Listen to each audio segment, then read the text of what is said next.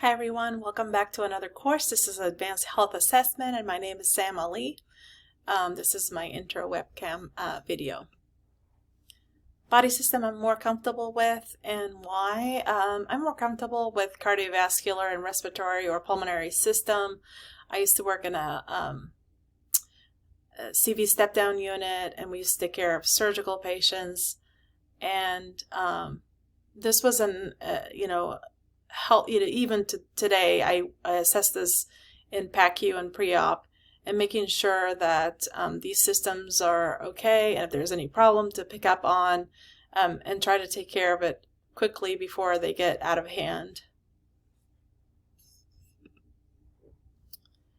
Body system I'm least comfortable with are I think there are several systems that I could do better, and I continue to learn. But the reproductive system, more specifically, like labor and delivery, the female reproductive system, is an area that I am kind of dull in my assessment skill, and I continue to look up things if I have a patient that is, I haven't had in a long time, to learn from and try to take care of them to the best of my knowledge. And the reason for this is we had a short labor and delivery course, and then I have never worked in this area. What physical exam I conduct at my current employer or have conducted in the past? Well, the cardiovascular and the pulmonary system continue to be important in the area that I'm working in, pre-op and PACU. And, I work in weekends, so we don't have a lot of staff assigned for every specific job like we do during the week. So it's really important to be able to do multiple procedures and assist the anesthesia doctor, the surgeons, and being able to kind of work quickly. But some of the procedures that I help and assist with is doing blood patch, pain blocks, also, helping with placing central lines. Sometimes we have difficult patients that they have to come to our department, and our anesthesia doctor has to do central line. So it's kind of cool to get immediate feedback from the patient, especially you have a patient that has like terrible headache, and we do blood patch and they get immediate pain relief, or the pain blocks. Patient that has fractured bone and we do a pain block, they get immediate relief. So fairly immediate. So it's really cool to help them get comfortable even for a short period of time. But in the case of blood patch, we permanently fix that problem. So it's cool to be able to do this. There are a lot of barriers in healthcare, especially in an area that I work with patients that have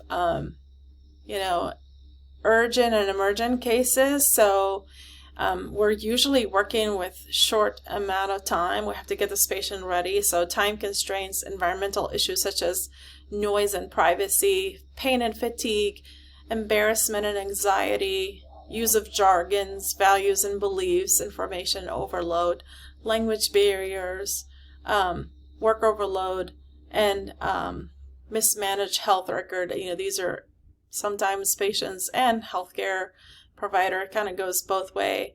It's important for me when I get that patient and, I have to tell them, I realize that you're not well and I have to take care of you. We have to get you ready for the surgery, but all the information you give us will help you keep you safe, and also make sure you go through this procedure in as safe as possible. So it's important to be honest and open. Sometimes when you connect with them and you tell them this in the beginning of the, your relationship, patient provider relationship, patients usually ease up and try to tell you as much as possible.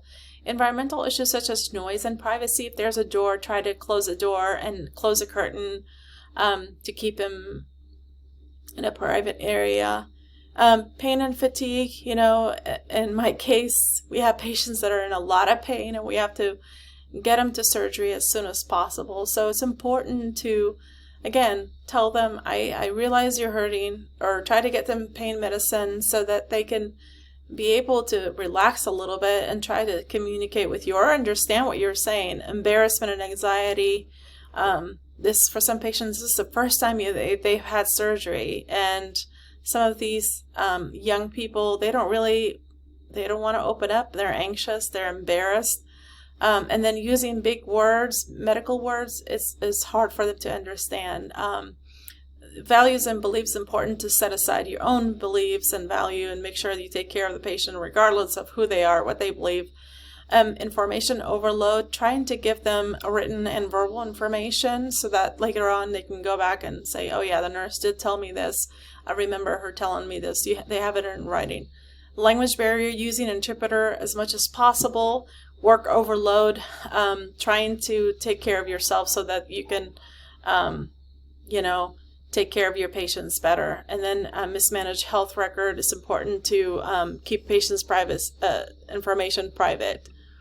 Some other information, like I said, sitting down and trying to be humble, asking open-ended questions, speak in plain language, keep communication, like I said, confidential, and then using an interpreter if possible. And these are my references, and I'm really looking forward to learning from you all, and good luck in this course.